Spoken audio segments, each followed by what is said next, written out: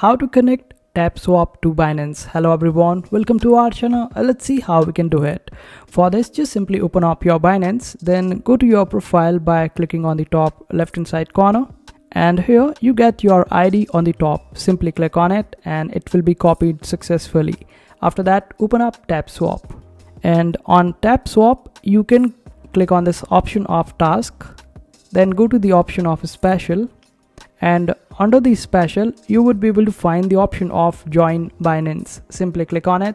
Currently that particular task is not available, but it was available. It might come again. Just simply click on that particular task. Then you need to provide your ID, you have to KYC your Binance account, and after providing all these details and doing KYC, you would be able to connect your Binance ID with TapSwap, and this is how you do it. I hope this video was helpful. Make sure to hit that like button and also subscribe to our channel for more helpful videos.